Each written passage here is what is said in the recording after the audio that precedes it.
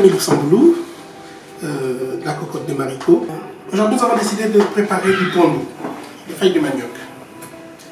Donc, les feuilles de manioc, comme vous savez, un légume que nous aimons. Mais aujourd'hui, nous avons décidé de le faire différemment. Alors, quand j'étais petit, ma mère, une fois, elle nous a préparé le pondu et le riz mélangés. Parce qu'on était des fans de riz.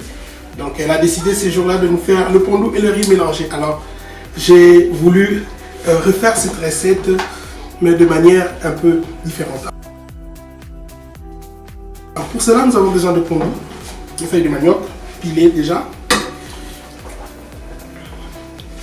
Cuisson. Donc, le mélange de poireaux, des oignons, de tout ce que vous voulez, tout ce que vous mettez dans le pondu, on met dedans et on démarre notre cuisson avec de l'huile de palme.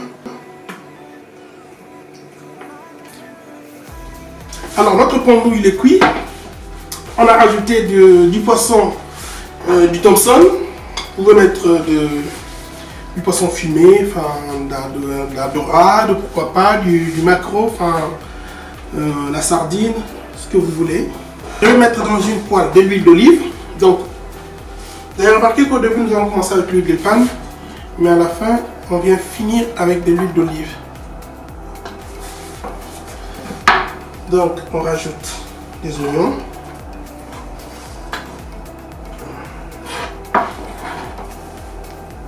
Beaucoup d'oignons, beaucoup de poireaux. Le pondu il aime bien les poireaux, il aime bien les oignons. Donc je rappelle qu'au début, on avait cuit notre pondu avec des poireaux et des oignons hachés. Et là, on vient juste ciseler l'oignon et le pondu. Moi, personnellement, j'aime bien quand j'ai de la mâche, quand je sens l'oignon et les poireaux pendant que je mange.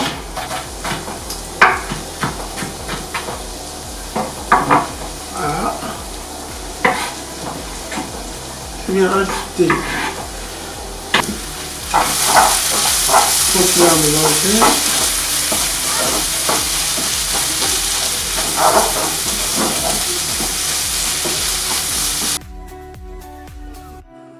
Pour cela, on a besoin de l'eau chaude. Alors le riz,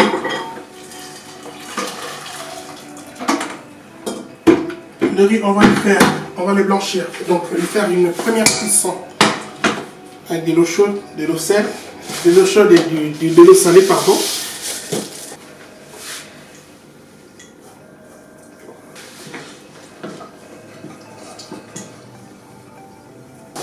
On a dit tout à l'heure qu'on ne le cuisait pas complètement, mais juste une cuisson. Vous voyez, le riz il est encore dur, donc on l'a cuit quoi pendant 2 minutes, 2-3 minutes.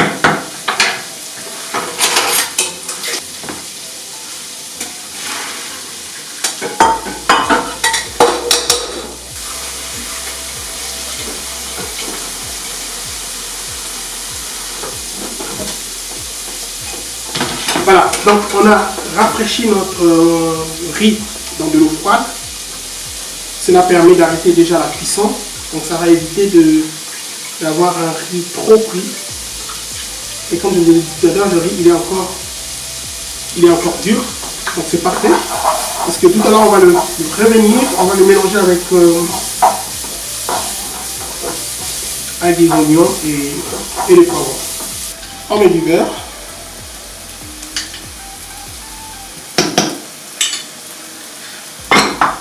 Le poivron, rouge et jaune, et vert, pourquoi pas, les 3 couleurs. Ça en est pas mal.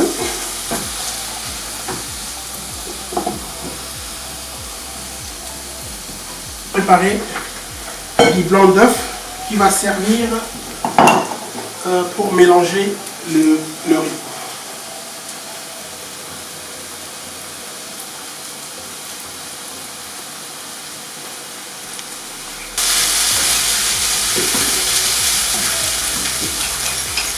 Un peu de poivre, encore un peu de sel, le riz. Pendant ce temps, on récupère notre blanc d'œuf. On y met un peu de muscade.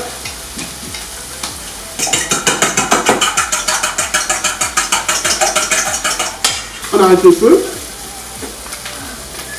On nous rajoute 2 grandes cuillères de lait de coco. On nous rajoute encore un peu de gingembre.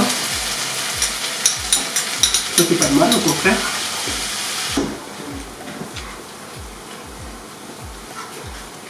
Vous voyez la consistance. Donc le riz il est chaud, le blanc d'œuf a un peu essayé de cuire, ça va me permettre d'avoir un riz bien compact à la cuisson lorsqu'on le mettra au four.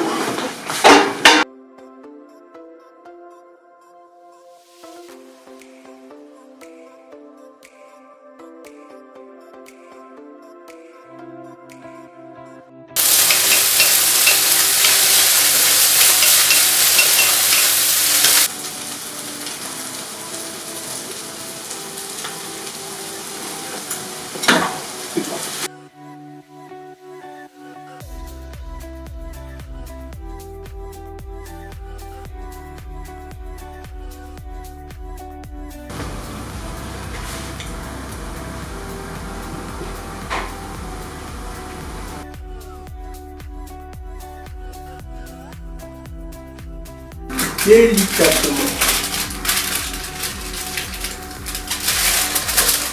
On met un peu comme si on faisait une bûche, hein, une bûche de Noël.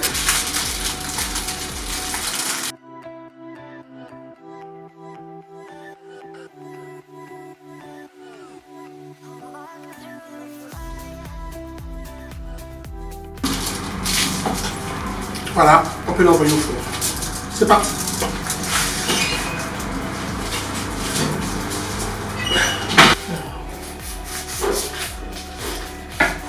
Chaud.